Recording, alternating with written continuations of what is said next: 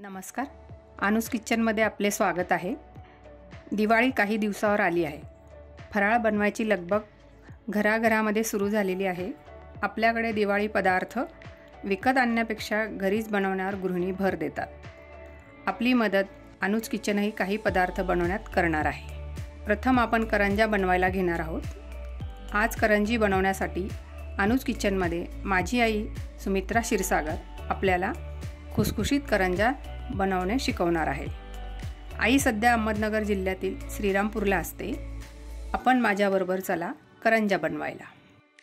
माझ्या चॅनलला सबस्क्राईब करा आणि बेल आयकॉनवर क्लिक करा। आता आपण करंजीच्या सारणाचे साहित्य बघूया। किसलेले खोबरे 1 वाटी, खसखस अर्धी वाटी, पिठी साखर 1 वाटी, वेलची पावडर 1 चमचा, बारीक रवा 1 वाटी। आणि आता करंजी बनवण्यासाठी पीठ साहित्य: रवा 1 वाटी, मैदा 1 वाटी, साजूक तूप छोटी वाटी 1, मीठ चवीनुसार, दूध 1 वाटी। आपण आता सारण तयार करून घेऊ। कमी गॅसवर कढईत 1 चमचा तूप घालून त्यात रवा थोडासा लालसर भाजून घेऊया। रवा भाजून झाला की प्लेटमध्ये काढूया।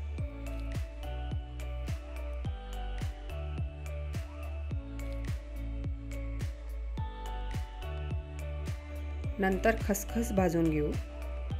रवा आणि खसखस गार झाल्यावर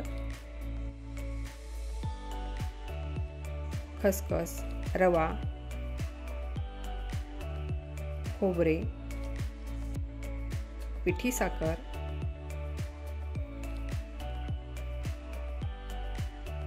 वेलची पूड सर्व हाताने मिक्स करून घेऊया।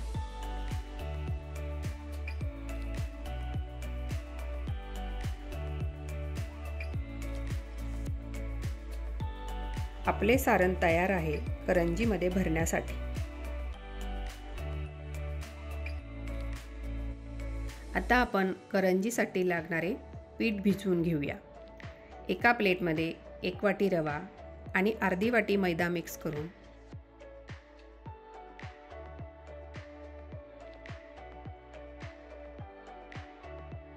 त्यात थोडेसे मीठ,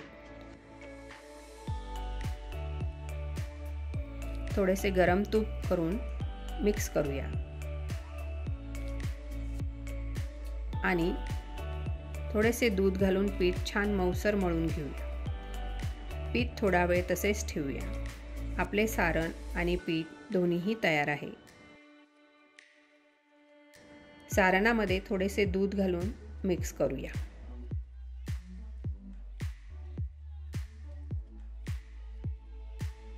आता पिठाचे 3 छोटे छोटे गोळे करून पोळपाटावर पुरीच्या आकारासारखे लाटून घेऊया। 3 लाटाच्या पुऱ्या एकावर एक ठेवून मोठी पोळी लाटून त्याची गुंडाळी करून चांगले प्रेस करून छोटे छोटे पेढे तयार करूया।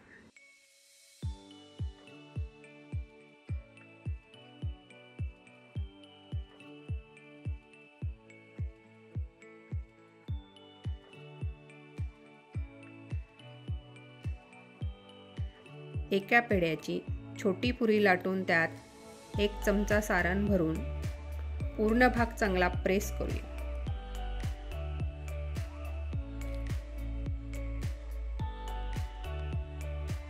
आता काटेरी चमच्याने करंजीला आकार देऊया। साईडचे पीठ काढून घेऊ।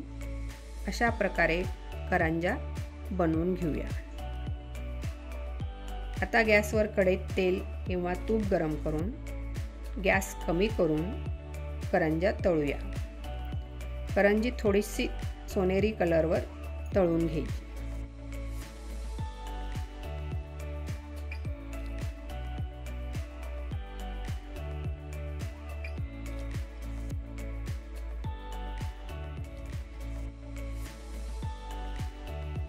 करंजा छान फुलल्या आहेत। बघा किती सुंदर खुसखुशीत करंजी खायला तयार।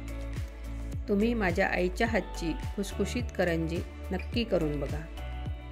खूप चविष्ट लागते। माझ्या या रेसिपीला लाईक आणि चॅनलला सबस्क्राईब करा।